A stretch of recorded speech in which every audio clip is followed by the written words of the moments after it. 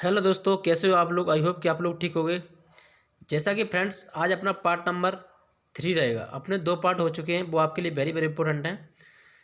तो ये आपके लिए navy MR SSR double A के लिए चल रहा है फ्रेंड्स। तो आप लोग इस सीरीज को जरूर ज्वाइन करना, क्योंकि ये आपके एग्जाम पॉइंट ऑफ व्यू से बहुत इंपॉर्टेंट होने वाला है। ठीक है, जिन लोगों ने अभी तक देखा है उन लोगों को तो अच्छा लगा है फ्रेंड्स, और जो भी देखते हैं इस वीडियो को ज़्यादातर शेयर किया करें। ठीक है, क्या हुआ, शेयर करने से थोड़ा मुझको मोटिवेशन मिलेगा। ठीक है दोस्तों, चलते हैं, ज़्यादा हबड़ तबड़ नहीं, पहले क्वेश्चन देखते हैं, उसके बाद देखते हैं क्या बातचीत होती है। ठीक है, तो पहला क्वेश्चन क्या आपके सामने है फ्रेंड्स, आप लोग धीरे से पढ़ो।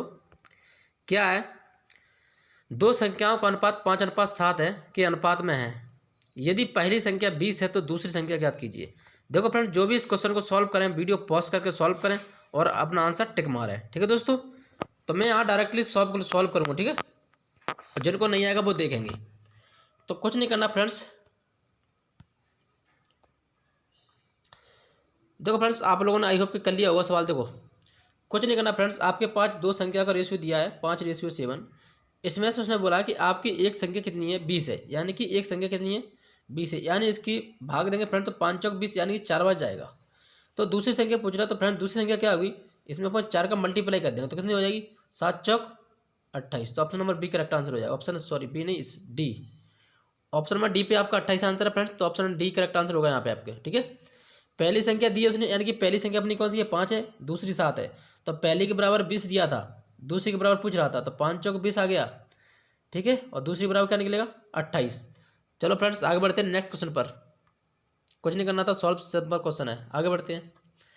दूसरा क्वेश्चन क्या है, दो संख्याएं फ्रेंड्स 4:5 के अनुपात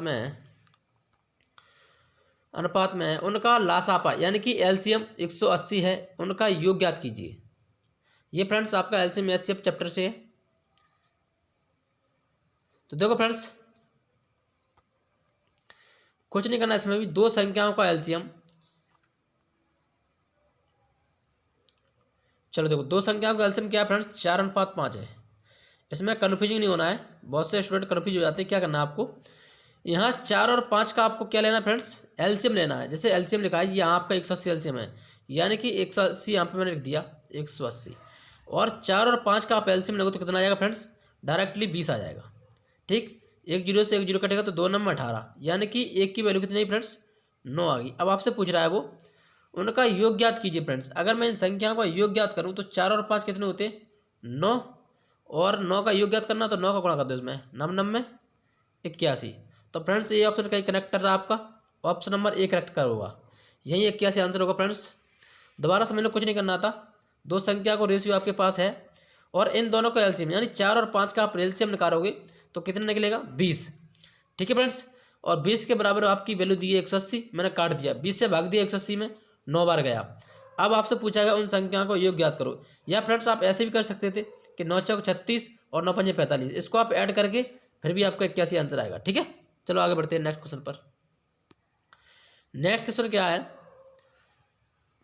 यदि a+2b बराबर 55 और a-2b बराबर -13 है तो b का मान ज्ञात करना फ्रेंड्स। देखो फ्रेंड्स आप लोग वीडियो पॉज करना, इस बात को जो ध्यान रखना। ठीक है, और आंसर लगा लेना। देखो इसको कैसे सॉल्व करेंगे, कुछ नहीं करना इसमें भी, जैसे कि आपने क्लास 10th में पढ़ा होगा फ्रेंड्स, पर मैं यहाँ क्लास 10th के अंदर नहीं पढ़ाऊंगा, कुछ नया होगा। देखो कैसे करना है, यहाँ केवल आपसे b का मान पूछा गया है, तो a+2b बराबर में कितना है फ्रेंड्स, 55। ठीक है, और दूसरा समीकरण क्या दिया आपके पास, a-2b बराबर -13। ठीक, अब फ्रेंड्स अगर आपको b का मान निकालना है तो अपन एक काम करेंगे, इसके चिन्ह परिवर्तन करते हैं। क्या करते हैं, चिन्ह परिवर्तन, तो आपकी a कट जाएगी तो b बचेगी।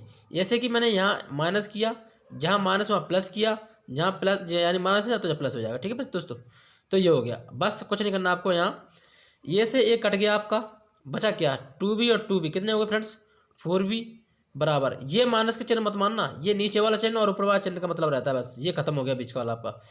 13 और 52 कितने हुआ, 3 5 8 5 1 6 यानी 68। तो 4 से फ्रेंड्स आप भाग दोगे 68 में, तो 4 एकम 4, 2 बचे, 4 7 28 यानी 17। तो यानी कि बी की वैल्यू क्या आई फ्रेंड्स आपकी, 17। तो option number C correct answer हो जाएगा। तो आई थिंक फ्रेंड्स आप लोग अच्छी तरह से समझ रहे होंगे। देखो फ्रेंड्स कुछ नहीं करना था, मैंने यहाँ चिन्ह परिवर्तन किया, आप अगर कन्फ्यूज हो रहे होगे आप लोग, जैसे कि यहाँ चिन्ह परिवर्तन हो जाए तो बीच के ये चिन्ह आपको जो दिख रहे हैं उनका कोई मतलब नहीं रहेगा। नहीं आप सोचोगे सर ये क्या कर रहे हैं आप, माइनस लगा जोड़ रहे हो आप, तो यहाँ का चिन्ह मैंने ये बदल दिया तो ये चिन्ह का मतलब रहता है बस। ठीक है दोस्तों, इसको आप अच्छी तरह से याद रखना। आगे बढ़ते हैं। ये फ्रेंड्स आपके क्वेश्चन में पिछली बार जैसे लास्ट ईयर एग्जाम हुआ था तो वहाँ से आपके एग्जाम में 2 क्वेश्चन आए थे रीजनिंग के। बस क्वेश्चन सिंपल आए थे। अगर आपको रीजनिंग आती है, अगर आप फर्स्ट बार में ही एग्जाम अटेम्प्ट मतलब सिलेक्शन लेना चाहते हो तो आप इसको जरूर सीख लें। रीजनिंग के 2 क्वेश्चन मिलेंगे आपको, या फिर जिसने भी पेपर दिया उनसे पूछना कि रीजनिंग क्वेश्चन आते हैं। बहुत से स्टूडेंट जानते ही नहीं है कि रीजनिंग क्वेश्चन नहीं आते, बॉल से बोलते हैं। तो मैंने देखा था कि मतलब पिछली बार 2 क्वेश्चन आए थे आपके और ऐसे ही आए थे। ठीक है, अकॉर्डिंग जैसे आए थे पहले पार्ट से ही। तो फ्रेंड्स इसमें कुछ नहीं करना आपको, देखो मैं क्या करवाता हूँ इसमें। सबसे पहले आपको ABCD के मान याद होना चाहिए। ठीक, देखो कुछ नहीं करना इसमें। सिंपल तरीका क्या करना है इसमें, सिंपल तरीका ये रहेगा आपका कि ये देखना है इसमें गिनती से बढ़ रहा है, क्या हो रहा है गिनती से बढ़ता जा रहा है, तो उस पर उसी के अकॉर्डिंग आप काम करोगे। यानी कि यहाँ 1 होगा, यहाँ 2 है, यहाँ 3 है, यानी 3 बोला तो C और D पे 4 है, तो यहाँ पे क्या आएगा 5 आएगा, 5 का बोला तो E आएगा। ठीक, दूसरा क्वेश्चन क्या 17 16, यानी कि 17 में से 1 जा रहा तो 16 बच रहा है, और 16 में से 1 जा रहा तो 15, 15 पे O बनती है, और 15 में से 1 गई तो 14, 14 पे क्या बनती है N। अब 14 में से 1 गई तो 13, 13 पे क्या बनता है फ्रेंड्स M, तो EM। अब यहाँ जो देख लो EM का बना है तो ऑप्शन नंबर C में करेक्ट हुआ। यही एक EM है और कहीं नहीं दिख रहा आपको। तो बस ये सिंपल है फ्रेंड्स, अगर आपको समझ में आ गया तो आपके 2 नंबर यहाँ से करेक्ट हो जाएंगे। ठीक है दोस्तों, तो आपको option number C correct answer हो जाएगा। आगे बढ़ते हैं नेक्स्ट क्वेश्चन पर। नेक्स्ट क्वेश्चन क्या है फ्रेंड्स, ये आपका वाक़ा है घातांक करने का। ऑप्शन आपके सामने फ्रेंड्स। आज का टेस्ट आपके लिए बिल्कुल सरल है फ्रेंड्स, आपके नंबर अच्छे आना चाहिए। 20 क्वेश्चन है, कम से कम 15 नंबर तो यहाँ से बनना चाहिए आपके। ठीक है दोस्तों, देखो क्या करना है इसमें। 8 की पावर 2/3 लिखा है फ्रेंड्स, इसमें कुछ नहीं सिंपल है। मैं यहाँ ऐसा करता हूँ, 1 मिनट को, इसको मैं 2 का क्यों लिख दूंगा 8 को, कोई दिक्कत नहीं होगी, और 2/3 लिख दूंगा। तो यहाँ 3 से 3 कट जाएगा फ्रेंड्स, क्योंकि मल्टीप्लाई में है, और ये 2 की पावर 4 आ जाएगी, यानी कि 2 की पावर 2 आ जाएगी। तो कितना आंसर होगा इसका 4, 2 का स्क्वायर कितना होता है 4, तो 4 एक तो ऑप्शन नंबर C में एक ही है, तो वही आंसर हो जाएगा। ठीक है बस दोस्तों, अगर आपने ये समझ में नहीं आ रहा तो आप हमारा उसमें जाना प्ले लिस्ट में, जहाँ आपको सारी वीडियो मिल जाए, तो आप देख लेना, वहाँ आपको बहुत अच्छी तरह से समझाया गया डिटेल में, तो आप लोग वहाँ जाके वॉच कर लें। आगे बढ़ते हैं नेक्स्ट क्वेश्चन पर। नेक्स्ट क्वेश्चन क्या है, मूंगफली के उत्पादन में भारत का कौन सा स्थान है। फ्रेंड्स यहाँ से आपको एक क्वेश्चन जरूर बनेगा कि कौन सा उत्पादन कहाँ पर होता है, ये जरूर याद कर लेना दोस्तों आप। ठीक है, तो क्या होगा मूंगफली के उत्पादन में भारत का कौन सा स्थान फ्रेंड्स, तो भारत का स्थान है फ्रेंड्स दूसरा। ठीक, तो फ्रेंड्स पहले नंबर पर कौन है, तो वो होगा फ्रेंड्स गुजरात। इसको याद रखना आप अच्छी तरह से, गुजरात होगा पहले नंबर पे, दूसरे पे होगा क्या भारत। चलो आगे बढ़ते हैं। नेक्स्ट क्या है, डांस यानी कि डाउन्स घास के मैदान किस द्वीप में पाए जाते हैं, बताओ फ्रेंड्स। तो डांस घास के मैदान पाए जाते हैं कहाँ पर, ऑस्ट्रेलिया में। कहाँ पाए जाते हैं फ्रेंड्स, ऑस्ट्रेलिया में। आप लोग एक काम करना, इससे जैसे मान लो जितने भी घास के मैदान हैं आप लोग जरूर याद करके जाना, क्योंकि अब आपका एग्जाम बदल सकता है। समय बहुत दिन हो गए हैं, तो आपके एग्जाम थोड़ा टफ लेवल का आएगा, तो आप अच्छी तरह से याद करके जाना। ये आपके स्टडी जीके में आते हैं, तो आप अच्छी तरह याद कर लेना। ठीक है, घास के मैदान जितने भी हैं आप लोग याद कर लेना। अब अगली बार जो भी वीडियो आएगा उसमें और लेकर आऊँगा मैं, तो याद कर लेना। आगे बढ़ते हैं। ये फ्रेंड्स करंट अफेयर क्वेश्चन है, जैसे मान लो आपके एग्जाम में पूछा जाएगा तो मैं भी एक क्वेश्चन ऐड कर लेता हूँ। One nation one ration card योजना को किस मंत्री के द्वारा शुरू किया गया है, तो बताओ फ्रेंड्स। देखो फ्रेंड्स क्या किया गया है, इसका आंसर होगा option number B, Ramvilas Paswan. इन्होंने ये स्टार्ट किया है। ठीक है, वन राशन कार्ड वन योजना। चलो आगे बढ़ते हैं। नेक्स्ट क्वेश्चन क्या, अम्फान तूफान ने किस राज्य को प्रभावित किया। फ्रेंड्स आप लोग तूफान को जरूर याद करके जाना, एक क्वेश्चन यहाँ से भी मिलेगा आपको। अम्फान तूफान ने किस राज्य को प्रभावित किया था, तो देखो फ्रेंड्स, तो अम्फान की बात करिए तो इसने किया था उड़ीसा को, 2 राज्यों को किया था। अगर मान लो उड़ीसा और पश्चिम बंगाल और ये भी दोनों बहुत ही है, तो बहुत मान से लगाना आप लोग। ठीक है, तो उड़ीसा राज्य में और पश्चिम बंगाल, इन्होंने ये 2 राज्यों को क्या किया था, प्रभावित किया था। इनमें भूकंप आया था, ये अम्फान वाला। ठीक है, और फ्रेंड्स ये कहाँ से निकला था, इसको याद रखना।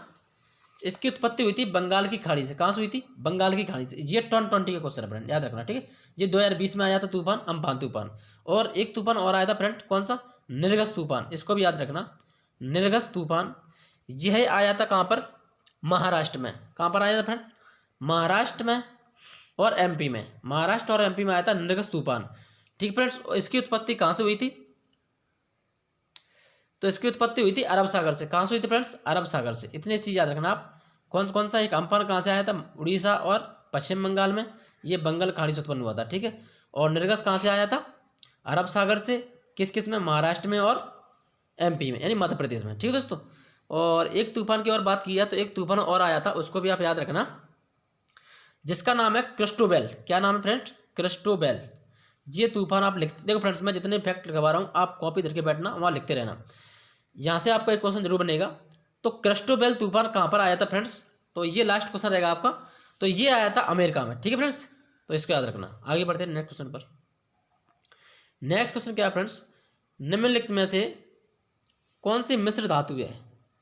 बताओ फ्रेंड्स। तो फ्रेंड्स मिश्र धातु कौन सी है?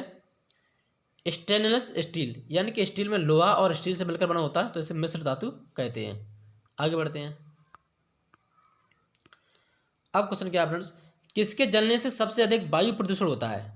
यानी कि जो धुआं वगैरह होता है, प्रदूषण वो सबसे ज़्यादा किससे होता है? तो सभी फ्रेंड्स इसका आंसर लगाना। देखो, तो इसका आंसर क्या हो जाएगा? Option number A correct answer हो जाएगा, कोयला। अगर फ्रेंड्स आपसे पूछी जाए कि कोयला की जो होता है उसका सबसे सर्वोत्तम अयस्क कौन सा होता है, जो मतलब कोयला संबंधित हो, उसको बोलते हैं एंथ्रेसाइट। क्या बोलते हैं फ्रेंड्स? एंथ्रेसाइट, जो कोयला संबंधित रखता है। ठीक है। और फ्रेंड्स अगर आपके एग्जाम में पूछिए सीएनजी की फुल फॉर्म क्या होती है, तो क्या होती है? कंप्रेस्ड नेचुरल गैस, याद रखना फ्रेंड्स। और एलपीजी की पूछी जाए तो लिक्विड पेट्रोलियम गैस। ये दोनों पॉइंट याद रखना, आपके एग्जाम में ये यहाँ से कोई भी क्वेश्चन पूछा जा सकता है। ठीक है। ऐसा मत कर देना कार्बन नाइट्रोजन गैस, ये गलत हो जाएगा। ठीक है। कंप्रेस्ड नेचुरल गैस और लिक्विड पेट्रोलियम गैस। चलो आगे बढ़ते हैं। नेक्स्ट क्वेश्चन क्या है? पौधे के किस भाग में जूट तंतु पाया जाता है? जूट, तो किस में पाया जाता है फ्रेंड जूट तंतु? तो वो पाया जाता है ऑप्शन नंबर सी, तना में। ठीक है दोस्तों। अगर मैं ज़्यादा डीपली समझाऊंगा तो वीडियो बहुत लंबा हो जाएगा। चलते हैं आगे। नेक्स्ट क्वेश्चन क्या है? 49वीं समांतर रेखा का विभाजन करती है, बताओ फ्रेंड्स।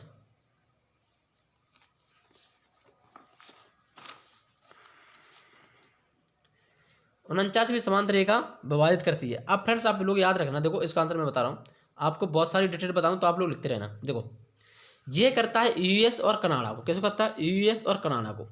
जैसे फ्रेंड्स पिछली बार एक क्वेश्चन आया था कि भारत और चीन के बीच कौन सी रेखा है, तो ये क्वेश्चन मैंने पिछली बार भी करवाया था। तो बता रहे थे स्टूडेंट सर आपका क्वेश्चन फंस गया था एक। देखो भारत और चीन के बीच में होती है मेक मोहन रेखा। इसको सभी को मतलब सिंपल क्वेश्चन आ रहा होगा मुझे पता है। अगर भारत और पाकिस्तान की पूछी जाए तो कौन सी रेखा होती है? रेड क्लिफ रेखा। कौन सी होती है? रेड क्लिफ रेखा। ठीक है। और पाकिस्तान और अफगानिस्तान की बात की जाए, पाकिस्तान और अफगानिस्तान, यानी ऐप बना लो। पाकिस्तान और अफगानिस्तान की बात की जाए फ्रेंड्स तो यहाँ बनती है कौन सी रेखा? डूरंड रेखा। कौन सी बनती है? डूरंड रेखा। ठीक है दोस्तों। चलो आगे बढ़ते हैं, ज़्यादा नहीं, इतना ही इंपॉर्टेंट रहेगा आपके लिए। नेक्स्ट है सूर्य की सबसे बाहरी परत को कहा जाता है, क्या कहा जाता है फ्रेंड्स? तो सूर्य की सबसे बाहरी परत को कहा जाता है corona. Option number B correct answer. आगे बढ़ते हैं। अगर सूरज ना होता तो आसमान का रंग कैसा होता, बताओ फ्रेंड्स। तो फ्रेंड्स इसका आंसर सिंपल है, बिल्कुल सभी स्टूडेंट को आ रहा हो क्योंकि यह टेस्ट आज का आपके लिए सिंपल बन गया है। इसका रंग होगा काला। ठीक है। ये काली लिखिए यहाँ पर, ये काला होगा। ठीक है। आगे बढ़ते हैं। एक तारा जो नीला दिखाई देता है वह है, बताओ फ्रेंड्स। आपके लिए दोनों लैंग्वेज हैं, इंग्लिश और हिंदी मीडियम दोनों चलेगा। देखो तो यहाँ आंसर क्या होगा? Option number C correct answer हो जाएगा। देखो फ्रेंड्स क्या होता है, सूरज से भी ज़्यादा गर्म, यानी कि जो नीला मतलब जो सूरज होता है उससे जो भी ग्रह गर्म होता है ज़्यादा, तो उसको वो मतलब नीला दिखाई देता है। क्या दिखाई देता है? नीला। आपने देखा होगा जो नीला दिखाई देता है वो सूर्य से भी गर्म होता है। जैसे यहाँ लिखा है सूर्य से भी ज़्यादा गर्म, तो option number C correct answer हो जाएगा। आगे बढ़ते हैं। हमारे सौरमंडल का सबसे चमकीला ग्रह है, हमारे सौरमंडल का सबसे चमकीला ग्रह है, बताओ फ्रेंड्स। सिंपल क्वेश्चन है भी।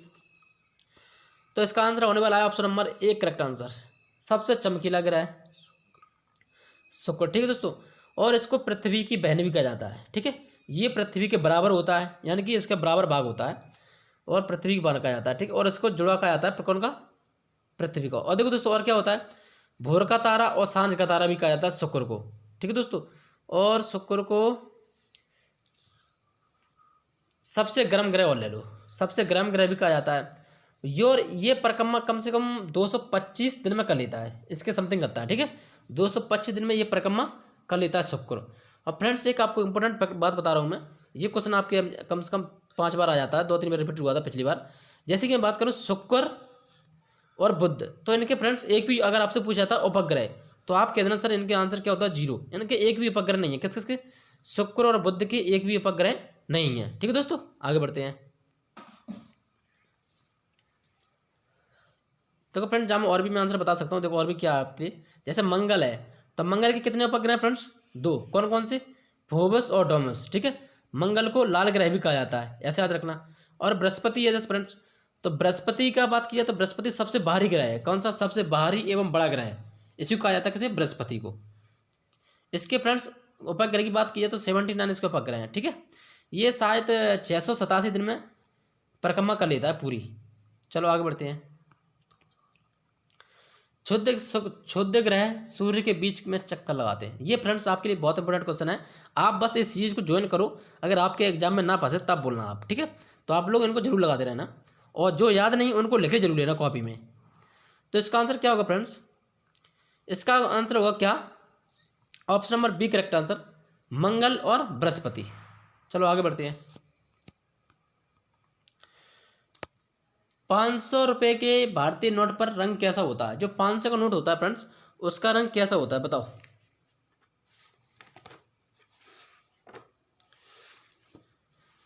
तो फ्रेंड देखो उसका आंसर क्या होगा, हम बता रहे हैं। इसका आंसर होगा option number D correct answer, steno grey. क्या होगा, स्टोन ग्रे इसका होता है। अब फ्रेंड मैंने पिछली बार आपको टेस्ट में करवाया था कि 500 के नोट पर जो चित्र अंकित है वो किसका है, बताओ फ्रेंड्स। तो वो है किसका, दिल्ली का लाल किला। किसका है फ्रेंड, दिल्ली का लाल किला। ठीक है दोस्तों, और मैं आपसे बात करूं कि जो 10 का नोट होता है उसका कलर कैसा होता है। तो फ्रेंड 10 के नोट का कलर होता है चॉकलेटी ब्राउन। कैसा होता है, चॉकलेटी ब्राउन। ठीक है दोस्तों, और मैं अगर 100 की बात की करूँ, 100 के नोट की, तो 100 के नोट का कलर कैसा होता है फ्रेंड्स, उसका होता है लेवेंडर कलर। किसका होता है, लेवेंडर। देखो फ्रेंड्स मैं इस पर एक वीडियो बनाऊंगा, अगर आप लोग चाहोगे, जैसे मान लो अगर आप स्टैटिक जीके चाहते हो तो मैं बना दूंगा एक वीडियो। ठीक है दोस्तों, क्योंकि अगर मैं इसमें सारे बताऊंगा तो बहुत बड़ा वीडियो हो जाएगा। चलो आगे बढ़ते हैं। निम्न में से NCOV का विस्तृत रूप है, मतलब इसका फुल फॉर्म क्या है, बताओ फ्रेंड। तो फ्रेंड इसका आंसर क्या हो जाएगा, option number A correct answer होगा, नोवल कोरोना वायरस। चलो आगे बढ़ते हैं। चलो फ्रेंड्स आपके क्वेश्चन सारे खत्म हो गए हैं। तो आई थिंक फ्रेंड्स आप लोगों को 20 क्वेश्चन, आपके जितने 20 थे पूरे क्वेश्चन खत्म हो गए। तो आई थिंक फ्रेंड्स आप लोगों को इस सीरीज अच्छी लगी होगी। और दोस्तों इस वीडियो को ज़्यादातर शेयर करना, पिछले में आप लोगों ने अच्छा रिस्पांस दिया है। और जिन फ्रेंड्स लाइक नहीं करते फ्रेंड्स, आप लोग प्लीज़ आपसे रिक्वेस्ट है कि लाइक जरूर करें। अगर आप जितनी ज़्यादा लाइक करोगे तो मुझे उतनी ज़्यादातर मोटिवेशन मिलेगा, तो मैं उतनी जल्दी आपके लिए वीडियो अपलोड किया करूँगा। ठीक है दोस्तों, तो आप लोग इस वीडियो को ज़्यादातर शेयर करें। और जिन्होंने अभी तक, दोस्तों क्या होता है मेरे पास टाइम कम है तो मैं वीडियो को शेयर नहीं कर पाता हूँ। अगर आप लोग वीडियो चाहते हैं हमारा, तो जिन्होंने अभी तक चैनल को सब्सक्राइब नहीं किया तो चैनल को सब्सक्राइब कर लें, और यहाँ जो घंटी आती है उसको दबा लें। ठीक है, वो दबी जाएगी फ्रेंड्स, तो आपके पास वीडियो ऑटोमेटिक पहुँच जाएगा हमारा। ठीक है दोस्तों, तो आप इतना काम कर लेना। अगर आपको कुछ बेनिफिट मिल रहा है तो, और नहीं मिल रहा है तो कोई दिक्कत नहीं है, आप घंटी मत दबाओ ना लाइक दबाओ। ठीक है दोस्तों, चलो चलते हैं। ओके बाय बाय, धन्यवाद। सभी लोग अपना ख्याल रखना।